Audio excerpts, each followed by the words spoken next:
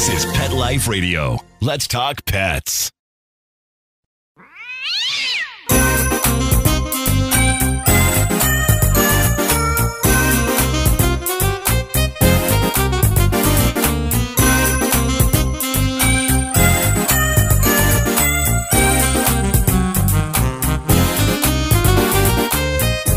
Hey, cat lovers!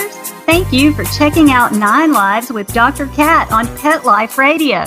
I'm your host, Dr. Catherine Prim. And with this podcast, I always like to spread ideas and knowledge about cats to make their lives better. I think that knowledge is power, and people love their cats and hunger to have good information about caring for their feline friends. I have an interesting guest with me today, and his name is Dr. Marty Becker. There are so many cool things about Dr. Becker. He was the feature veterinarian for Good Morning America for many years, and he has even appeared on the Dr. Oz show. He is the author of 25 books and has sold 8 million books worldwide, including 3 New York Times bestsellers. So on paper, Dr. Becker is very impressive, but the coolest thing about him is that he's impressive in person too, and he's passionate about pets. So I want to talk with him today about something that is affecting a surprising number of cats everywhere. In fact, I might call it the most common disorder in all cats. I bet there are a lot of you out there that are going to listen to Dr. Becker and say, wow, I think my cat has that. So we will be back after a word from our sponsors with Dr. Becker to learn about this.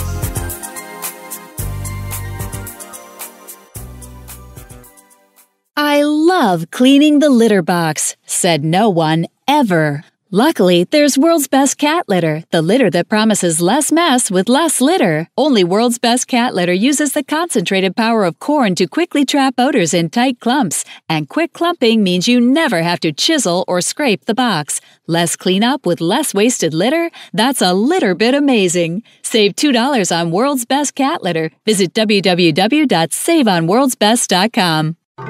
Hi friends, this is Dr. Marty Becker, America's veterinarian.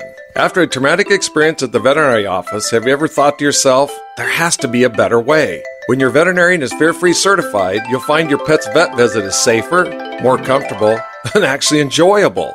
Your dog will go from shaking in the lobby to pulling you into the exam room with a wagging tail, and your cat will be purring inside the carrier. To find a certified fear-free veterinarian near you, go to fearfreepets.com. Let's talk pets. Let's talk pets On Pet Life Radio. Pet Life Radio. PetLifeRadio.com.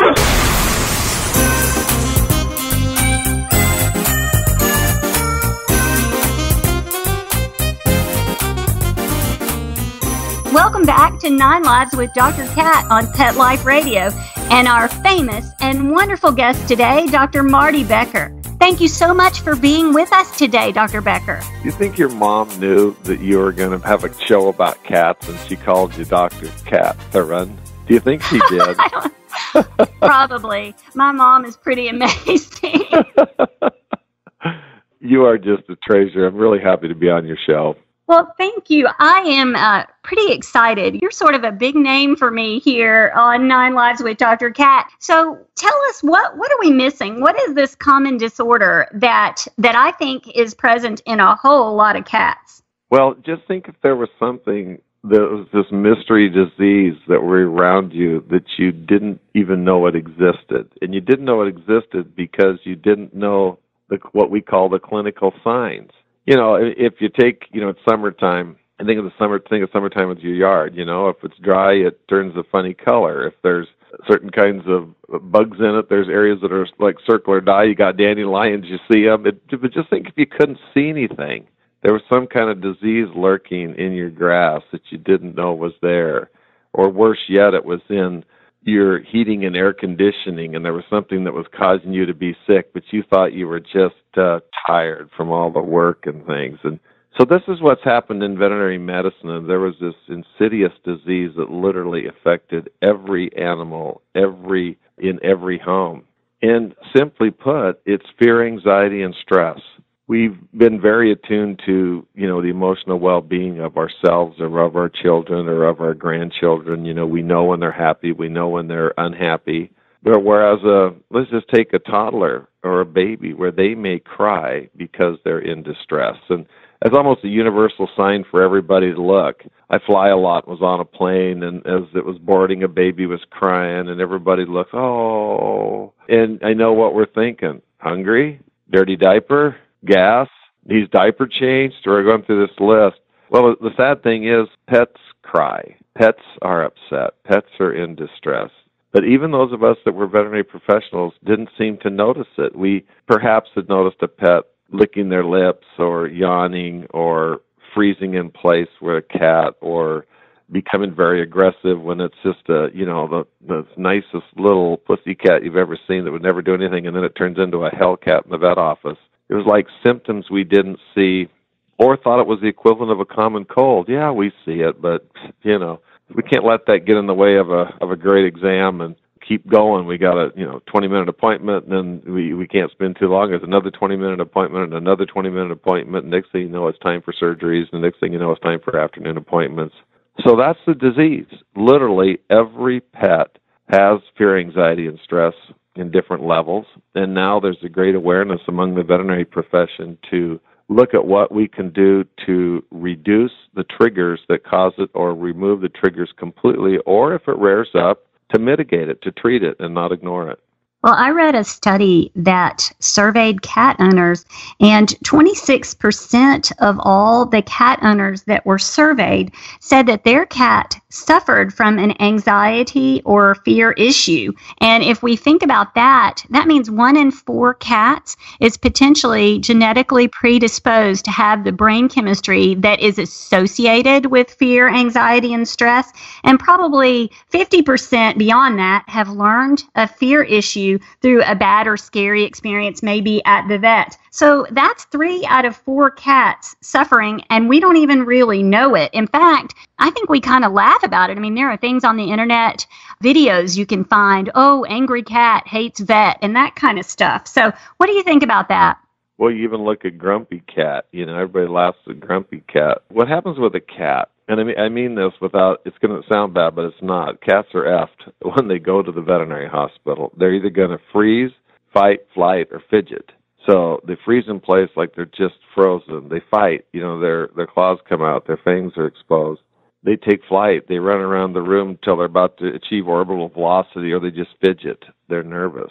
Those aren't normal behaviors. Those are not good. And what's happened through some of the movements we had, the fear-free movement, is through our animal handling, through our remodeling of our voices, through pheromones and different cleaners and some incredible products, sedation products, we're able to add a 5th F to that. And that's just like, hey, far out. Wow, I like this place, It's like your college roommate that left and came back late at night. You didn't know what they were on, but they were sure as heck happy. And then we're able to do that. And sometimes it doesn't even take, sometimes it's just giving the cat a choice of where it's examined or the kind of gentle control method we use rather than restraint. And cat, I got to think back when we were first practicing. It was so common to see a cat scruffed and stretched. So its head was in one zip code and its rear end was in another zip code, and that was normal. I horrifically think back of those cats now, and now we're, make a little burrito, we wrap them in a towel, we just cover their heads so they don't see what's going on, and it's so gentle. And it's not unlike what's changed on the human side. When I was a kid, I'm 63 years old. When I was a kid, either the doctor or dentist, we were manhandled, manipulated, threatened, and abused. Nobody asked my comfort. Nobody worried about if I was stressed or upset or scared. I literally got held down to get an injection, and my sister, injection of antibiotics in my butt cheek, and my sister got her ponytail pulled to keep her mouth open. And now when you go to a pediatric dentist or a pediatrician, it's like going to a dental office disguised as a spa. My granddaughter loves the dentist. So that's what we're doing. It's not something that's just like, yeah, we see it, but so what? Let's continue. Behavior produces a physiologic response. So behavior is medicine, and reducing fear, anxiety, and stress, or what we call fear-free, is better medicine. So I think the worst part about this is that we haven't always been seeing it. to even try to treat it. But the best part about it is we can do something about it. And we can all see it more, and then we can teach cat owners to recognize it and see it. I think that some things a cat owner might see at home might be related to fear, anxiety, and stress in their pet, really in their home environment. Can you speak on that? Well, Dan, that's one thing where, we don't want them to just now have a great visit at the veterinary hospital and be fear-free, fear, anxiety, and stress, and then go home and experience it. If you look at studies, the average home, a cat needs about 3,000 square feet to be ideally. This is in the wild, so that means most homes have room for about, a half or two-thirds of a cat. And then we put more than one cat in it, then we put dogs in it, then we put people in it. And without regard, this seems funny, but this is a lethal predator that lives in your house who's also a prey animal.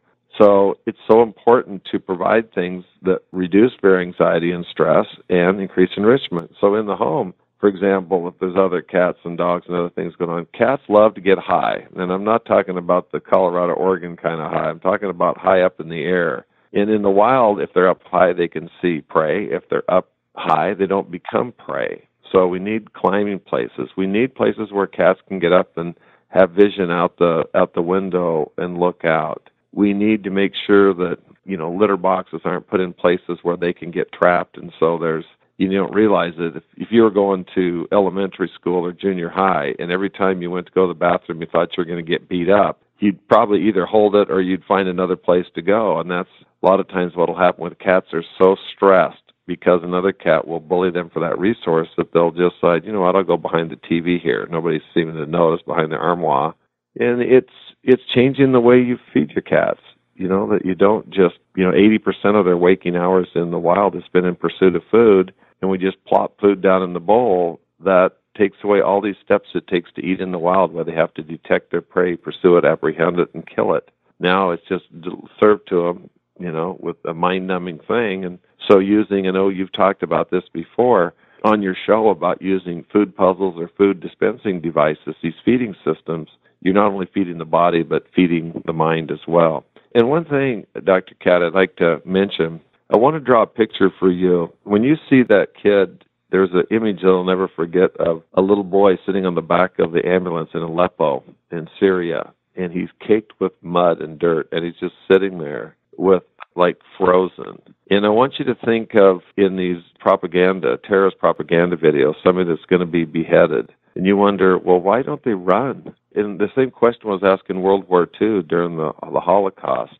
Why do these people that are marched out to these pits that are full of dead bodies, why do they just stand there? Why don't they at least run? And the answer is they have collapsing immobility. In the it's called the defense cascade, but the first thing is awareness. It's maybe a gunshot, maybe it's saber-toothed tiger jumps out, angry dog for a cat, or it can even be, a pair of nail trimmers for a dog, or a syringe for, needle and syringe for a cat. Then, so it's awareness, then fight or flight, and finally, it's clear to the end. It's called collapsing immobility. Basically, you go, I'm dead. I'm ready to meet my fate. That's why the people that are going to get beheaded don't run. That's why the boy was sitting on the edge of that thing. That's why dogs freeze in the exam rooms, just lay on the floor and close their eyes. And it's why cats freeze. They're not like, oh my God, this cat's so good. Wow, why aren't all cats like this? This cat is literally think it's going to die. And why wouldn't a cat? Why wouldn't without awareness comes responsibility to change things. Why wouldn't he think he was going to die, though, if we grabbed his scruff and grabbed his hind legs and stretched him out? I mean, that is exactly how a predator would grab him. So how can we expect him to not feel afraid? I'm so glad that we're changing that. Right. Yeah, it's and I don't want to come across as a know-it-all. I'm late to the party as well. I finally had an awakening, 7 or 8 years ago when it became so obvious.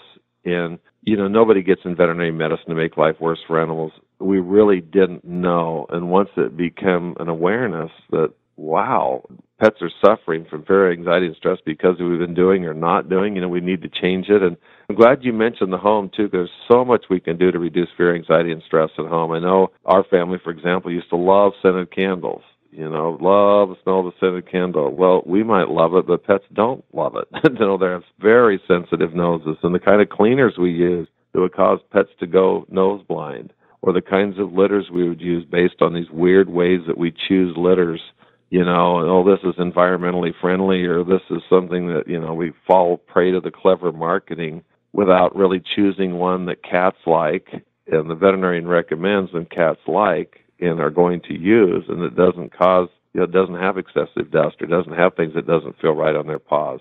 Well, I think that it is a really amazing initiative to try to get the word out about this for cat lovers of what they need to be looking for in their cats, because it's almost like, have you ever taken a foreign language program like Rosetta Stone or something? I think that this program is kind of like teaching me how to speak the language that my cat speaks, and it has been such an eye-opener for me. Well, I remember years ago, there was a lady that's the head of integrative medicine. So they used to call it, alternative medicine and complementary medicine. Now it's integrative medicine. This could be herbs, this could be acupuncture, acupressure, massage. And she was talking to me about cracking the code of feline communication and listen to the different mews and meows and trills that they do, and in the carriage of their tail and things. What did they do right preceding it? What happened? Did an unknown dog come up? Did the bird come in that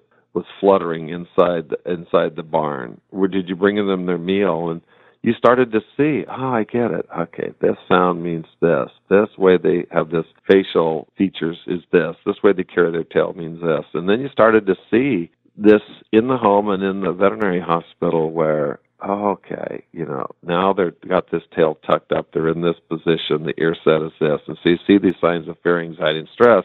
It's almost like a thermometer. You can see the stress, the temperature, the emotional temperature going up, and you do things to bring the emotional temperature back down. And I know you personally, you were the first ever fear-free certified individual in the world, not in the United States. I just think that's incredible. Now there's over 17,000 people in a little over a year that are registered for certification, but Dr. Cat was number one. And so you've seen the difference now in that, even since you've taken the modules, maybe, 18 months ago to now, it's like, wow, this is a whole new world that I had missed before. And we want to share that with everybody. We want you to know, what are the signs that your cat is happy and calm? What are the signs that your pet has fear, anxiety, and stress? Then you always work to remove or reduce the triggers that cause fear, anxiety, and stress and increase happy and calm.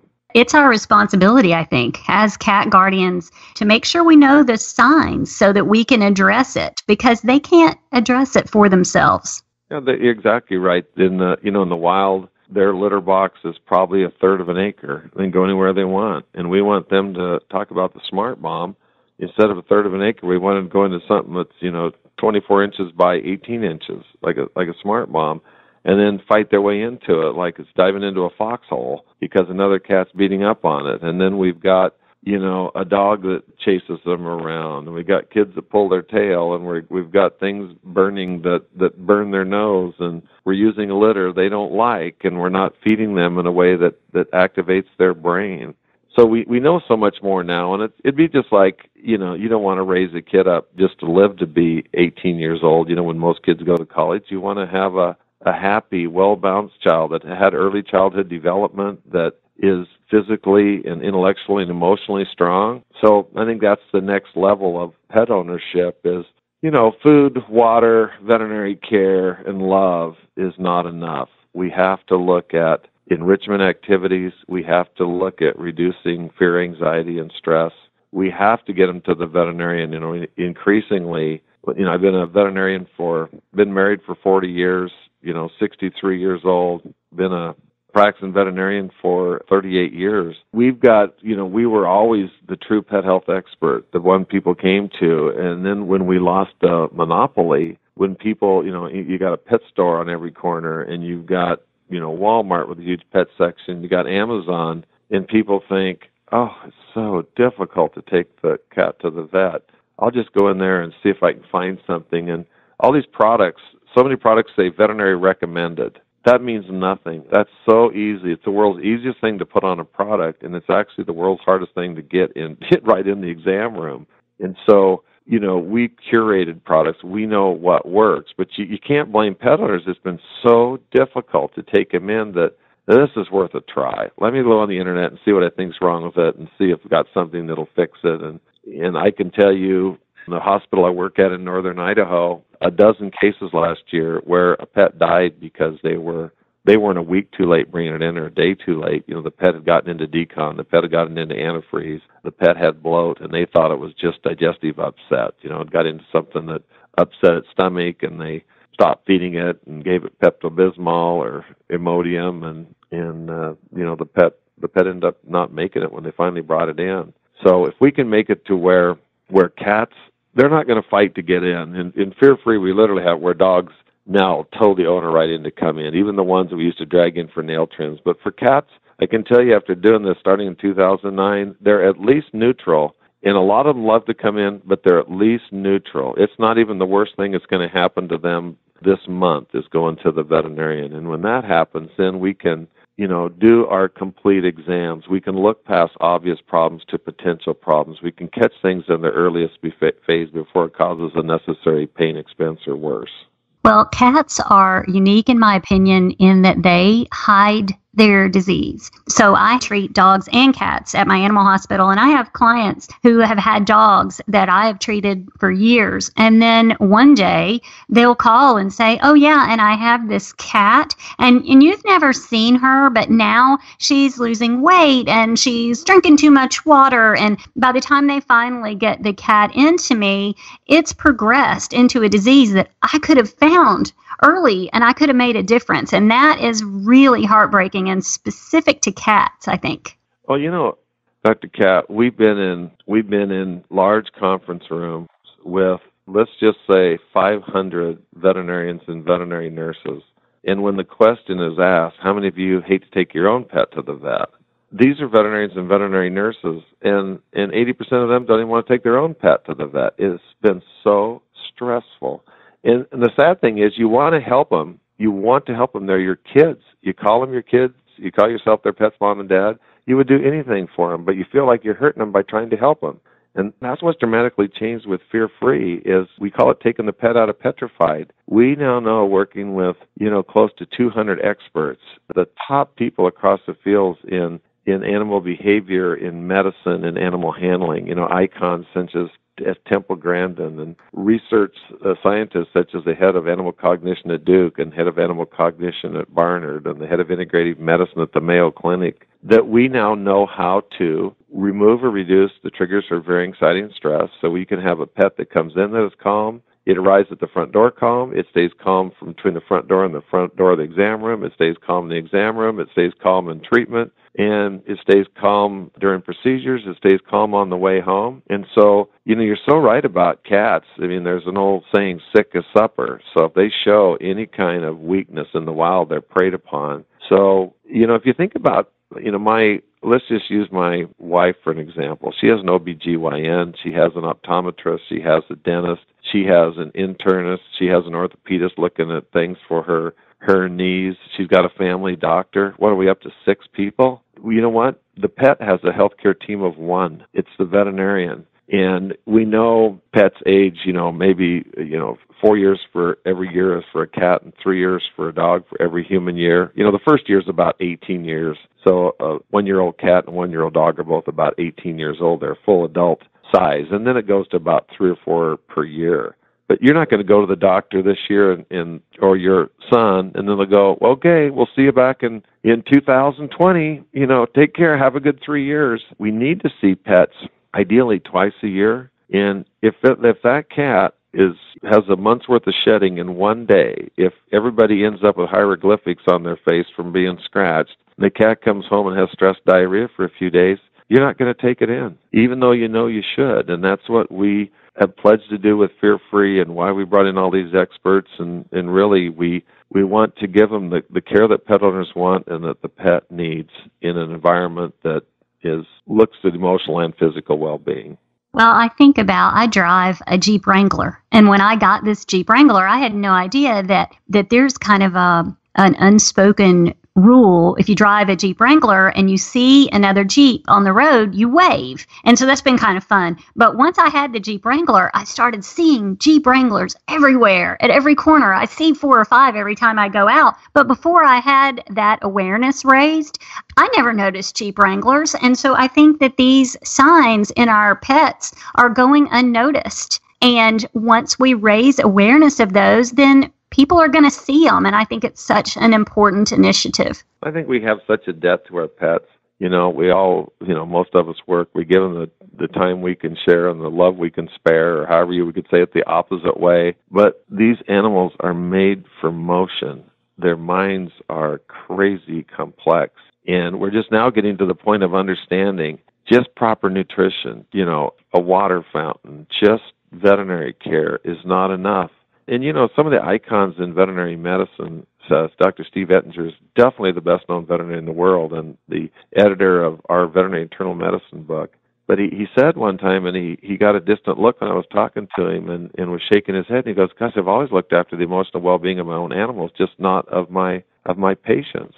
And then when you drill down, I have loved animals since I was a little kid, like you.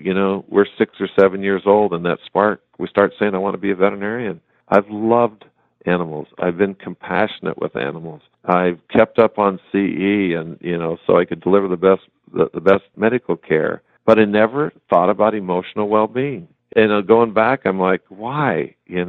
I certainly, my own dog has a thunderstorm phobia, and 4th of July comes up. These pets should not be allowed to be that distressed. We have solutions. We have a product called Celio that is for noise aversion. These pets and dogs and cats around the 4th of July don't have to suffer.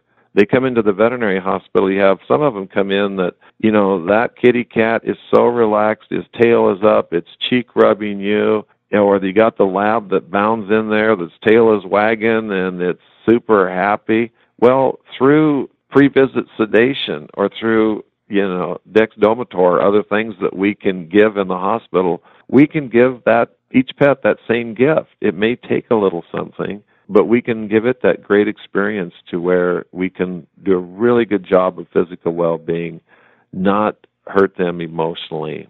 And then everybody wins. The pet has a great experience. The pet owner has a great experience and wants to bring them back. And we get to do the things that we're trained to do as far as finding things early on and treating them. I know, and you go back to that cat. When you go back to the cat, Dr. Cat, they'll bring in a cat that is a fur-covered skeleton.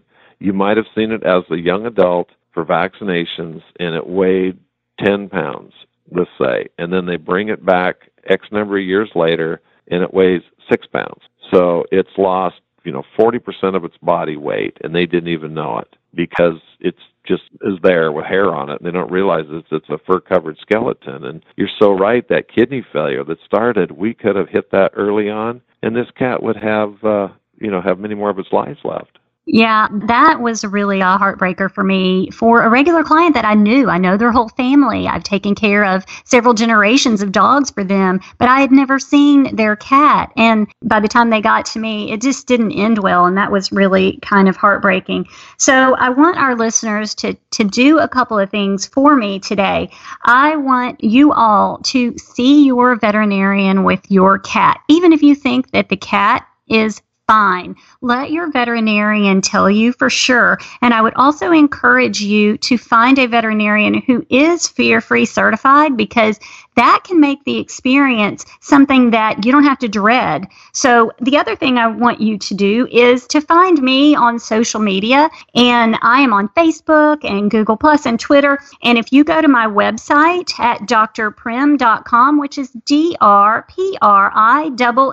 you can find the icons to click on, and then you can find me and you can tell me your stories or your experiences. So I would also like to thank Dr. Marty Becker for joining us here today, because it has been so amazing to talk with you, Dr. Becker. Well, I have to say one thing I remember the first time I ever heard you lecture, I was sitting in the back of the room with arguably the world's best-known veterinary behaviorist, and you were talking, and we both looked at each other and said, if I lived in her town, she would be my veterinarian. You have such a genuine love of animals. You have the intellectual side of it, to know you're both state-of-the-art and state-of-the-heart, high-tech, high-touch. And for those people that don't live near Chattanooga, Tennessee, they can get a little bit of Dr. Prim by going on your social media and following you. Well, thank you very much. That is a really nice compliment. So I think we're just about out of time for 9 Lives with Dr. Cat on Pet Life Radio. And I certainly want to thank Dr. Marty Becker for joining us today. And as always, thank our producer, Mark Wincher. Pet owners can certainly find out more information about the Fear Free initiative on their website, which is fearfreepets.com. I hope everyone has a perfect day. Let's Talk Pets, every week on demand, only on PetLifeRadio.com.